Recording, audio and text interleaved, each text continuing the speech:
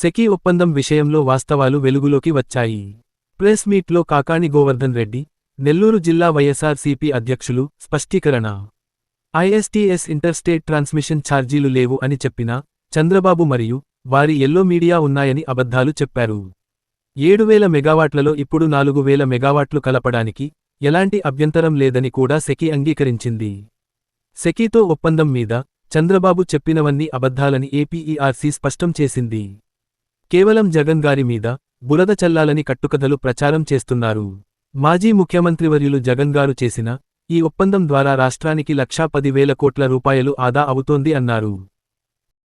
7,000 megawatt solar power procurements from SECI నుంచి మొత్తం దానికి సంబంధించినటువంటివన్నీ కూడా ఏదైతే గతంలో పత్రికల్లో వచ్చాయో వాటన్నిటిని పటాపంచలు చేస్తూ in the commission's opinion there shall be an ISTS charges and losses waiver as per the MOP's orders. ISTS అంటే ఇంటర్ స్టేట్ ట్రాన్స్మిషన్. దానికి సంబంధించి గతంలో చెప్పాం మేము. చెప్తే పత్రికలు కానీ చంద్రబాబు నాయుడు గారు కానీ ఏమీ లేదు, ₹2.49 అవన్నీ అదనంగా పడతాయని చెప్పి పదే పదే ఆయన మాట్లాడడం జరిగింది. దాంతోపాటు స్పష్టంగా నీట్గా రాశాడు. దీనిలో regulated contracts like subject PSS cannot be cancelled suo motu as request by the stakeholders. కాబట్టి దీంతో స్పష్టంగా అన్ని విషయాలు మాట్లాడుతూ the commission found no reason not to include 4,000 megawatts out of 7,000 megawatts. అంటే 4,000 మెగావాట్లు, 7,000 మెగావాట్లో 4,000 మెగావాట్లు ఈరోజు ఇన్క్లూడ్ చేయడానికి ఎటువంటి అభ్యంతరము లేదనేటువంటిది ఈరోజు ఎలక్ట్రిసిటీ రెగ్యులేటరీ కమిషన్ స్పష్టంగా ఇచ్చినటువంటి రిటైల్ సప్లై టారిఫ్లో పేర్కొనడం జరిగింది. ఈరోజు మీరు సమాధానం చెప్పాల్సింది, మీరు ఇంతవరకు ఏదైతే ఇంటర్ స్టేట్ ట్రాన్స్మిషన్ ఛార్జెస్ వర్తించదని మీరు ఏదైతే చెప్పారో దానికి ఈరోజు మీరు సమాధానం చెప్పాల్సినటువంటి అవసరం ఉంది. చంద్రబాబు నాయుడు, ఆయన మీడియా, ఆయనకు సంబంధించినటువంటి సైకో బ్యాచ్ ఎంత దుర్మార్గంగా ఈ విషయంలో వ్యవహరించాయనేటువంటి దాని మీద కూడా స్పష్టత ఇవ్వాల్సినటువంటి అవసరం. సెకీతో ఒప్పందం మేర లంచాలు వచ్చాయి జగన్మోహన్ రెడ్డి గారికి, దాని ద్వారా అమెరికాలో ఒక కేసు బుక్ అయింది, ఇండియాలో కూడా కేసు బుక్ అవుతుంది, ఆంధ్రాలో కూడా కేసు బుక్ అవుతుందని చెప్పి రకరకాలైనటువంటి వార్తలు రోజు పత్రికల్లో వచ్చాయి, రోజు టీవీలో చూపించారు.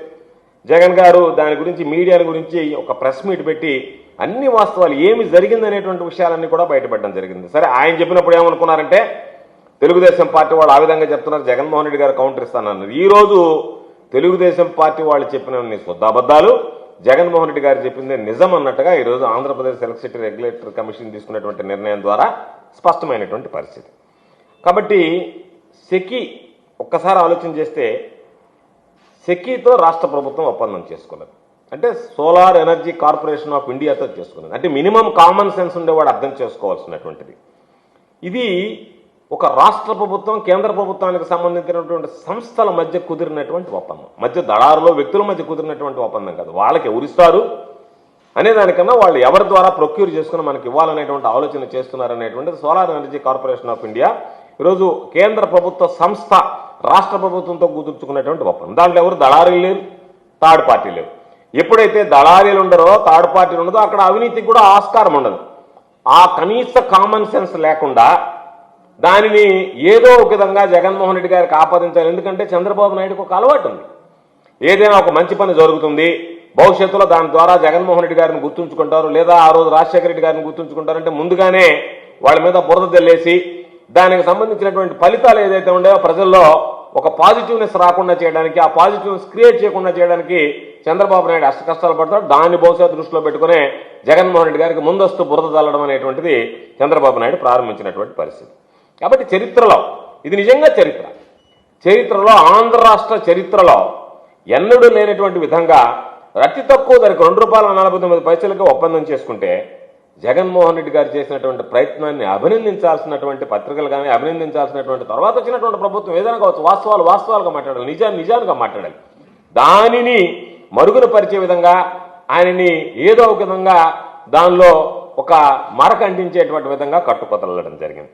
ఒకసారి చూస్తే దాదాపుగా దీని ద్వారా ప్రభుత్వానికి ఏటా 4,400 కోట్ల రూపాయలు ఈ రోజు ఉన్నటువంటి దాని ప్రకారం ఆదా అవుతుంది. అంటే దాదాపుగా 25 సంవత్సరాల్లో కుదుర్చుకున్నటువంటి ఈ ఒప్పందం ద్వారా జగన్మోహన్ రెడ్డి గారు తీసుకున్నటువంటి నిర్ణయం ద్వారా 1,10,10,000 కోట్ల రూపాయలు రాబోయేటువంటి రోజుల్లో రాష్ట్రానికి ఆదాయం వచ్చేటువంటి పరిస్థితి. రాష్ట్రానికి సంపద సృష్టించడం అంటే ఒక ముఖ్యమంత్రిగా ఆ రోజు తీసుకున్నటువంటి నిర్ణయాల వల్ల సంపద సృష్టించాడు తప్ప జగన్మోహన్ రెడ్డి గారు చంద్రబాబు నాయుడు లాగా నేను సంపద సృష్టిస్తాను, వస్తే పంచి పెడతానని చెప్పి రకరకాలైనటువంటి మాటలు మాట్లాడి ఆ సంపద సృష్టించినటువంటి వ్యక్తుల మీద దాడి చేసేటువంటి దాన్ని మానుకుంటే మంచిదని చెప్పి ఈ సందర్భంగా హితవు చెప్తున్నాను.